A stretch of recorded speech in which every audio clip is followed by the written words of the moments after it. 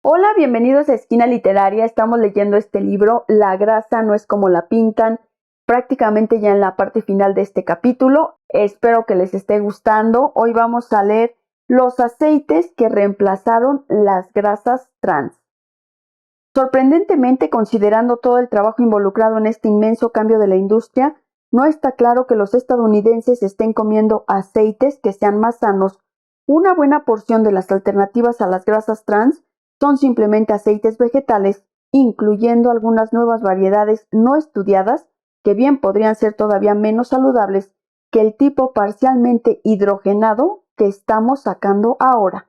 La responsabilidad de encontrar alternativas libres de trans no cayó sobre los fabricantes de alimentos ni sobre los restaurantes de comida rápida, quienes no preparan sus propios ingredientes, sino en los grandes abastecedores de aceites comestibles, Archer Daniels Midland, Dow Chemical Company, Loders Croklaan, Unilever y Bunge.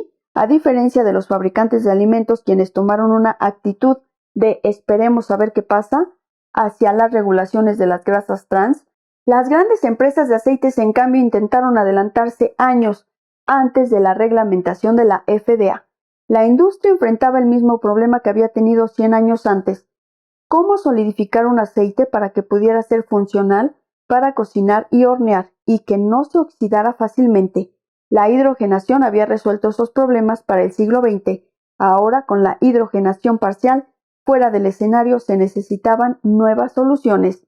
Una nueva grasa que salió de los laboratorios de la industria se hizo a través de un proceso llamado interesterificación, una palabra que por sí misma posiblemente perdona a las arterias tapando el paladar. Los químicos de aceites habían estado trabajando en este tipo de grasa nueva intermitentemente durante décadas y habían acelerado sus esfuerzos a finales de la década de 1970, cuando se expuso por primera vez el trabajo de Kumerow sobre los peligros potenciales de las grasas trans para la salud. Para comprender la interesterificación, hay otro detalle sobre la química de la grasa que debes saber.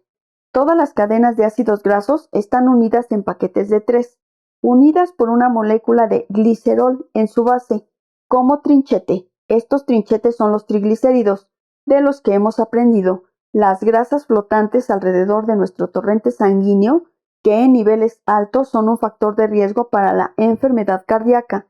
La interesterificación funciona cambiando el orden de los dientes, las cadenas de ácidos grácidos en el tridente, pero es una ciencia inexacta, como explicó Gilles Leville.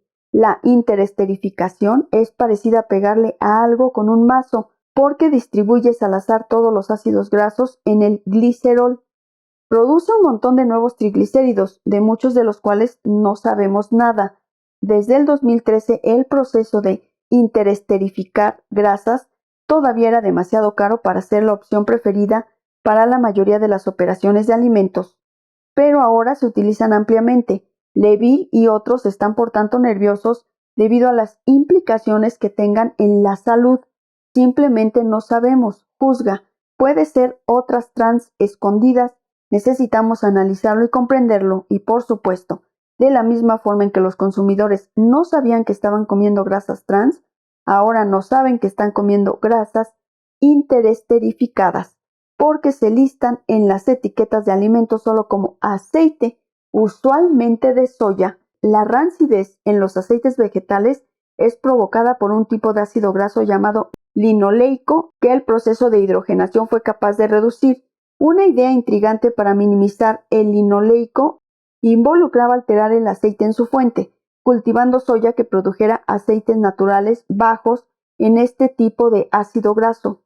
Walter Fair, un fitogenetista de la Universidad de Iowa, ha trabajado en esta idea desde la década de 1960. Sin embargo, después de que entrara en efecto la reglamentación de la FDA y las empresas necesitaran desesperadamente nuevos aceites, solo 1% de los acres de soya en Estados Unidos tenía vainas bajas en linolénico. Es solo que no eran particularmente redituables para los granjeros y requerían de trabajo extra para mantenerlas separadas de las vainas normales para evitar contaminación. Así, en general, estas vainas bajas en linolénico no han comenzado a disfrutar su vida. Más recientemente, algunas empresas han modificado genéticamente las vainas de soya para que no solo sean bajas en linolénico, sino altas en ácido oleico, el ácido graso en el aceite de oliva, y los aceites que se extraen de estas vainas son bastante estables, pero también a partir de 2013 escaseaban. Luego están las soluciones químicas complejas que no son grasas, pero pueden actuar como grasas. Los reemplazos de grasa. Hay, por ejemplo, las mezclas de lecitina y 3-tearato de sorbitan, las cuales forman geles que actúan como emulsificantes, así como modificadores de hábitos cristalinos, y la empresa danesa Danisco creó una grasa trans utilizando una combinación de emulsificantes y un aceite para crear un sistema de gel que imitara la funcionalidad de una grasa para galletas dulces, galletas saladas y tortillas. Estas soluciones son obviamente no naturales y tal vez lo mejor que se pueda decir de ellas es que parecen funcionar. Finalmente estaba el aceite de girasol. Las semillas de girasol eran una cosecha pequeña en Estados Unidos, cultivadas principalmente para alimento para pájaros y botana. A principios de la década de 1990, las empresas de aceites comestibles empezaron a trabajar con los granjeros que estaban plantando una nueva variedad de semilla de girasol alta en ácido graso oleico, el cual volvía su aceite lo suficientemente estable para freír. Para 2007, casi 90% de la cosecha estadounidense de girasoles fue para la nueva variedad de semilla, la cual produce un aceite llamado Nu-Sun. Esta fue una transformación extraordinariamente rápida de la cosecha de girasoles, pero la cantidad de aceite que produce es todavía minúscula para los estándares industriales. En Frito-Lay, el gorila de 400 kilos de la industria de las botanas compra casi toda. En su favor, Frito-Lay, que hace Lays, Ruffles, Fritos, Roll Gold, Chetos, Doritos y Tostitos, fue un líder en sacar las grasas trans de sus productos incluso antes de que entrara en efecto la regulación de la FDA. El principal problema con estas grasas recién desarrolladas y con los reemplazos de grasas que salen de los laboratorios de las empresas de alimentos es que sus efectos en la salud casi no se han estudiado. En algunos casos se han hecho pruebas para confirmar que los nuevos aceites no tienen efectos adversos en los marcadores de colesterol LDL y HDL, pero el colesterol es solo una pequeña parte de un conjunto mucho más complicado de efectos fisiológicos que tiene la comida en el cuerpo humano. Aún más, dado que cada uno de estos nuevos aceites ha decepcionado por sí mismo, ya sea siendo demasiado caro o raro o demasiado difícil de utilizar, las empresas de alimentos lo están compensando de diversas formas, en algunos casos con aceites totalmente hidrogenados, en comparación con el método usual de hidrogenación parcial. Esto crea una grasa dura que irónicamente elimina todas las grasas trans. Puede mezclarse con aceite para hacer más maleable el producto, pero el resultado tiene un sabor a cera, que claro, no es apetecible. En otros casos, los fabricantes de alimentos están incorporando furtivamente el repuesto familiar, aceite de palma, a sus productos otra vez. La investigación a lo largo de los últimos 20 años ha apaciguado las preocupaciones sobre salud relativas al aceite de palma durante las guerras de aceites tropicales. El aceite puede en realidad ser beneficioso para la salud de varias formas, pero la percepción pública resultante de esas guerras todavía es negativa. Dado que los fabricantes tienen pocas opciones viables adicionales, están usando aceite de palma de todas formas y las importaciones han crecido rápidamente. Las empresas estadounidenses estaban importando 1.25 mil millones de kilos en 2012, alrededor de 5 veces más de lo que importaban en la década de 1980, cuando los productores de soya lanzaron su campaña anti-aceite tropical. Una tercera opción libre de grasas trans y nada costosa para las empresas de alimentos son los aceites líquidos regulares. Estos aceites son grasosos y se rancian fácilmente, como sabemos, y por estos motivos no pueden emplearse en la mayoría de los alimentos empaquetados, pero pueden usarse para freír y cocinar en restaurantes, cafeterías y otras operaciones de servicios alimenticios, y desde mediados de la primera década del siglo XXI, cuando los peligros de las grasas trans para la salud se dieron a conocer a nivel nacional, se empezaron a usar aceites líquidos en estos escenarios. Desafortunadamente, la problemática historia de estos aceites regulares nunca se ha resuelto. Recordemos que los NIH hicieron una serie de talleres en la década de 1980 para atender el hecho de que las primeras pruebas clínicas que utilizaron dietas altas en aceite de soya mostraban sujetos que morían de cáncer en índices alarmantemente elevados. Los cálculos biliares también estaban asociados con dietas altas en aceites vegetales y una gran cantidad de investigaciones subsecuentes han demostrado que estos tipos de aceites que son altos en un tipo de ácido graso llamado omega 6 compiten con el más sano omega 3, encontrado en aceites de pescado, por lugares de vital importancia en cada membrana celular a lo largo de todo el cuerpo, incluyendo las del cerebro.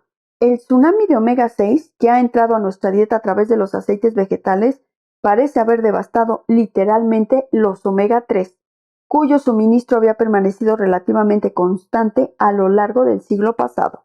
Una gran cantidad de literatura ya ha documentado los resultados aparentes, mientras los omega 3 pelean contra la clase de inflamación implicada en una enfermedad cardíaca. Los omega 6 son enormemente proinflamatorios. Más especulativamente, la investigación a lo largo de las últimas décadas ha demostrado que los omega 6 están relacionados con la depresión y los desórdenes del estado de ánimo. Recordemos que los sujetos en las primeras pruebas clínicas que comían mucho aceite de soya también tenían índices más elevados de muerte por suicidios y violencia, lo que nunca se ha explicado.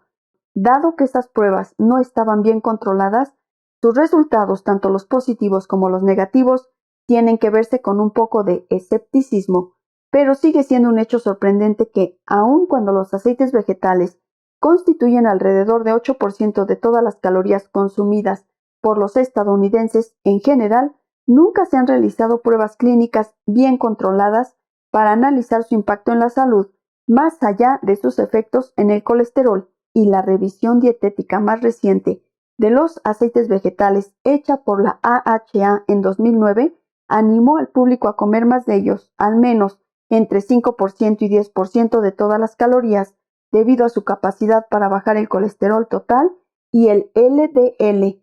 No se ha demostrado que estos marcadores de colesterol puedan predecir con seguridad los ataques cardíacos en la mayoría de la gente, como discutimos en el capítulo 3 y retomaremos en el siguiente. El colesterol es solo un aspecto de los efectos en la salud de los omega 6 o cualquier otra clase de grasa. La inflamación y el funcionamiento de las membranas celulares pueden ser igual o más importantes para nuestra salud. Y la evidencia hasta la fecha sugiere que se ven afectadas negativamente por los aceites vegetales.